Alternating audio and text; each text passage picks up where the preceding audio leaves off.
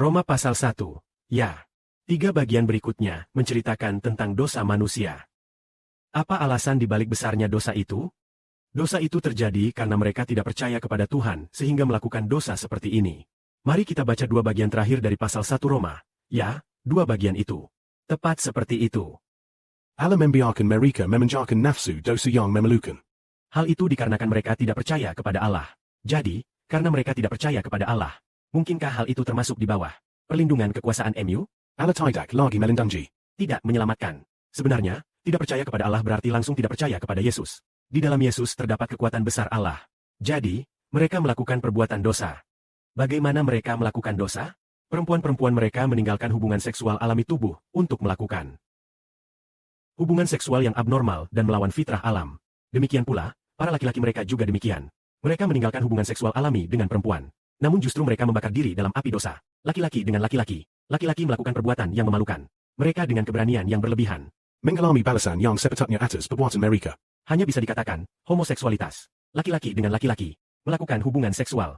Wanita dengan wanita melakukan hubungan seksual yang melanggar kehendak Allah. Apa alasannya? Karena mereka tidak percaya kepada Tuhan. Tidak percaya kepada Tuhan. Saat seseorang tidak percaya kepada Tuhan, orang yang tidak percaya kepadanya, Tidak percaya kepada Tuhan sama dengan tidak percaya kepada Allah. maka, jika tidak percaya dan tidak menerima Yesus sebagai Tuhan, Dan berkata aku tidak percaya kepada Tuhan.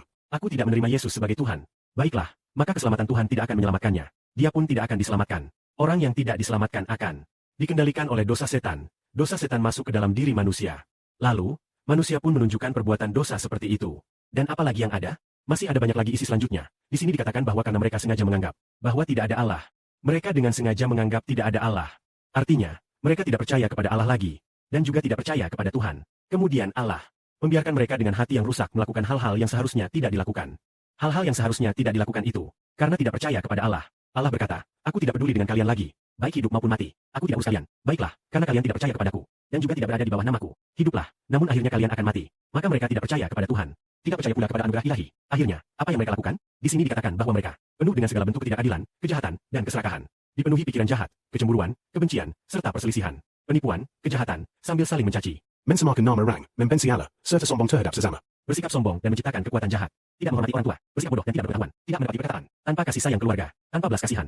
Mereka, meskipun sudah jelas bahwa orang-orang yang melakukan hal-hal ini Akan dihukum oleh Allah. Mereka layak mati. namun, mereka tidak hanya melakukannya sendiri. Mereka juga mendukung orang lain untuk melakukannya. Dengan kata lain, orang seperti apakah yang melakukan tumpukan dosa yang disebutkan di sini? Yaitu, mereka yang tidak percaya kepada Tuhan. Setan membuat mereka melakukan hal-hal itu. Seseorang entah berada di bawah nama Allah atau di bawah nama setan. Lalu, bagaimana dengan orang yang berada di bawah nama Allah? Orang yang percaya kepada Tuhan Yesus. Maka mereka hendaknya berada di bawah nama Allah. Jika tidak percaya kepada Tuhan, Maka mereka akan ditimpa dosa setan menguasai. Maka Tuhan Kristus berkata, Tuhan Yesus, dalam kesaksian Yohanes, yaitu di dalam Injil Yohanes, berkata kepada orang-orang Farisi dan orang Yahudi demikian, kamu tidak percaya kepadaku. kamu tidak percaya kepadaku, yaitu aku yang telah kukatakan itu, akan mati pada akhirnya. Artinya, tidak percaya bahwa Yesus adalah Tuhan. Tidak percaya kepada Yesus, yang diutus sebagai anak Allah. Karena itu, tidak percaya kepada Tuhan. Tidak percaya perkataan Yesus. Manusia akan hidup namun akhirnya mati. Saudara-saudari, bukankah ini sangat ajaib? Jika seseorang tidak menerima Yesus sebagai Tuannya, ia pasti dikuasai dosa. Saudara-saudari, bisakah kalian memahami misteri ini? Orang yang tidak percaya kepada Yesus akan dikuasai penguasa udara, raja dunia ini, yaitu iblis.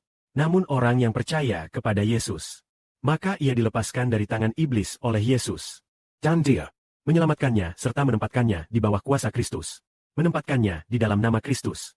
Dengan demikian ia terlepas dari perbuatan dosa. Meskipun tadi kita menyebutkan berbagai perbuatan dosa tersebut. mungkin sebelum kita percaya kepada Tuhan, kita pernah melakukannya. Tetapi setelah percaya kepada Tuhan, kita sama sekali tidak melakukannya lagi. Malah sangat membenci perbuatan-perbuatan itu. Karena kita telah ditebus. Telah ditebus. Karena percaya kepada Tuhan, maka Tuhan menebus kita sehingga roh kita tidak lagi memikirkan perbuatan-perbuatan dosa itu. Karena itu, kita tidak lagi melakukan dosa-dosa yang disebutkan tadi. Karena itu, Alkitab berkata tentang orang yang percaya kepada Yesus. Akulah terang dunia. Siapapun yang mengikut aku tidak akan berjalan dalam kegelapan, melainkan akan memperoleh terang kehidupan. Terang kehidupan. Orang yang percaya kepada Yesus akan menerima Roh Kudus, yaitu roh terang kehidupan dan Roh Kristus. Sehingga sejak saat itu kita berpindah dari kegelapan kepada terang.